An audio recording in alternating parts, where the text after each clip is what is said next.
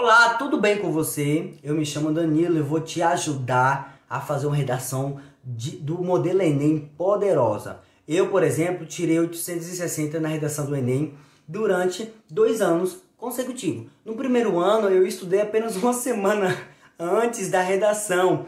Já no segundo ano, eu nem estudei a redação e tirei a mesma nota. Mas, Danilo, por que você não estudou a redação? Eu não estudei a redação porque eu já estava fazendo uma graduação, então eu só fiz mesmo por experiência. Só que algumas pessoas perguntam, Danilo, como é que você faz uma redação? Faz a redação para mim. E hoje eu resolvi gravar esse vídeo para você, para auxiliar a sua vida. Então o primeiro passo para a gente entender que a redação do Enem ela é constituída por várias regras. Então, um modelo dissertativo argumentativo que é o Enem, o MEC, usa para avaliar os alunos. Então, o texto dissertativo argumentativo, você vai dissertar, você vai falar, só que você não vai apenas expor, você vai argumentar, você vai colocar o seu posicionamento, a sua visão. Mas como é que faz isso? Então, eu vou fazer uma série de vídeos de passos a passo e eu vou ler a minha redação, fazendo uma análise para você ver como é o meu modelo, e isso eu fiz através de estudos. E você pode criar seu modelo de Enem. Por exemplo, eu quando vi minha nota do Enem, fiquei surpreendido porque eu realmente não estava esperando essa nota. Mas eu achei que foi sorte. No meu curso de redação que eu tenho na Hotmart, eu falei isso. Eu achei que foi sorte tirar 860. Mas quando foi no segundo ano, mesmo sem estudar, eu tirei a mesma nota. Então eu percebi que há um modelo, há uma padronização para fazer a redação. E essa padronização eu criei, eu fiz baseado em outros estudos, através de outros professores. Então eu nunca me limitei ao estudo na escola. Eu sempre procurei, sempre li, sempre busquei fazer. Então o primeiro passo para a gente entender que a redação do Enem ela é feita por introdução,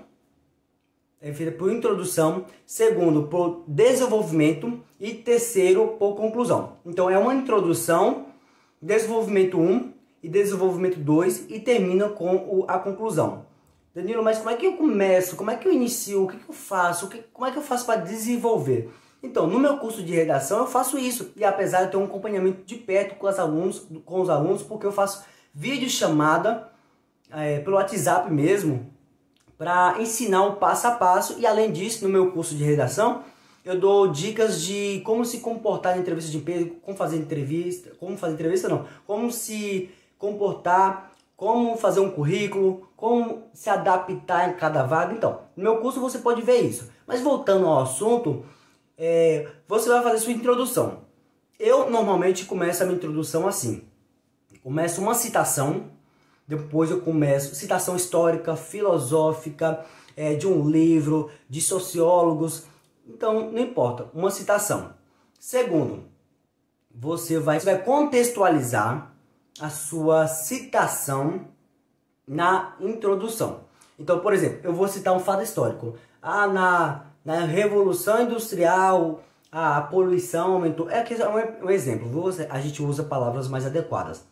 Houve uma evolução na poluição, a poluição cresceu, aí eu falei um fato histórico, Revolução Industrial. Aí eu trago para os dias atuais. Por exemplo, porém, num período contemporâneo, para ficar assim mais estruturado, essa é uma realidade do nosso país, do nosso estado, da nossa sociedade, da humanidade. Então eu peguei o fato histórico, Revolução Industrial, trouxe para a atualidade, que no caso eu falei que ainda acontece, e começo a falar minha tese. Então isso ainda acontece porque as pessoas não têm informação suficiente para entender que a poluição pode prejudicar o ser humano. É uma tese. Então, eu disse uma causa do problema. Qual que é a causa da poluição continuar? As pessoas não terem informação suficiente. Essa é uma causa.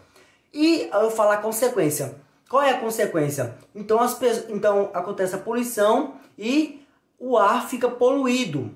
Ou a poluição da água fica poluída, do solo, independente. Então, consequentemente, os seres humanos são prejudicados a sua saúde, por exemplo, física.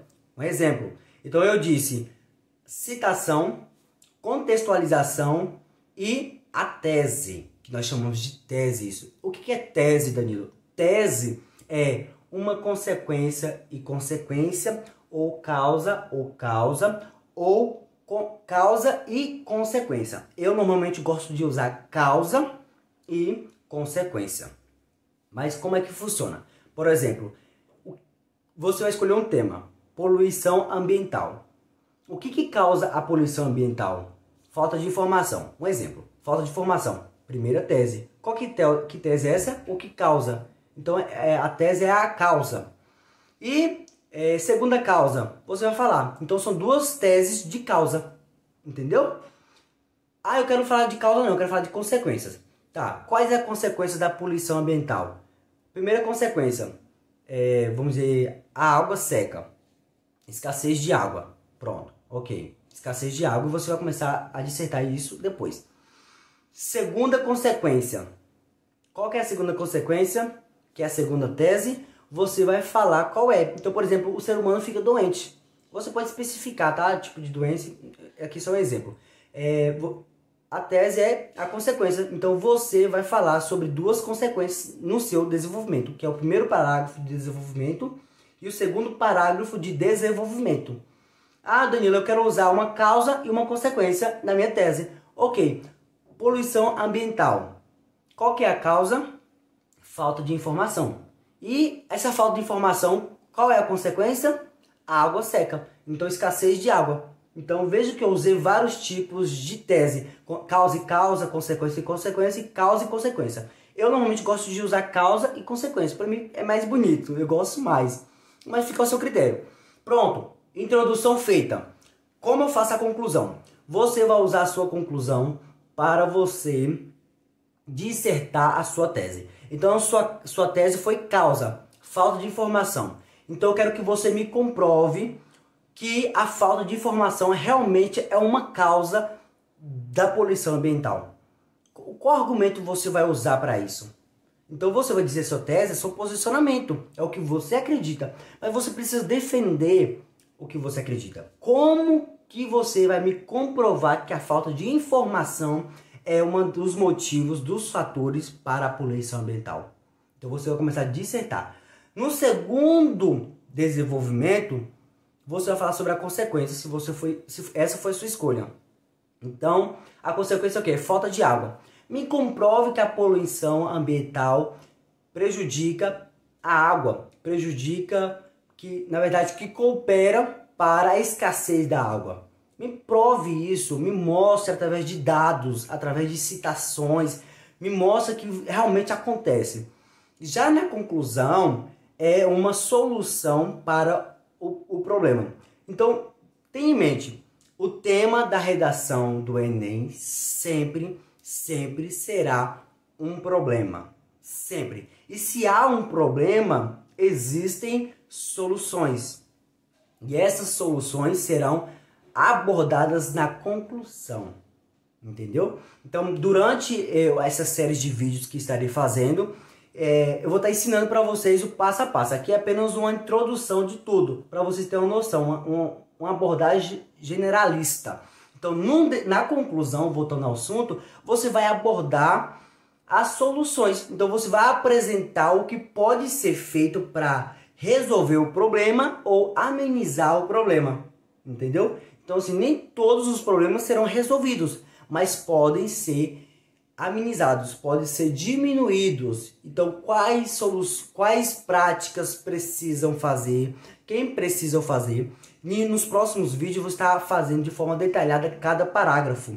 Então, cada parágrafo eu vou estar falando de forma detalhada, que é para apenas você ter uma noção, tá bom? Então, eu espero que você tenha gostado desse vídeo, que você pelo menos tenha uma noção e acompanhe os próximos vídeos que eu vou estar entrando de forma minuciosa cada parágrafo, explicando como fazer, tá bom? Então deixa nos comentários se você entendeu, se você tem alguma dúvida e dicas que eu possa te ajudar. Vai ser um prazer te responder e te ajudar, tá bom? Inscreva-se no canal, compartilhe com seus amigos e muito obrigado e até o próximo vídeo.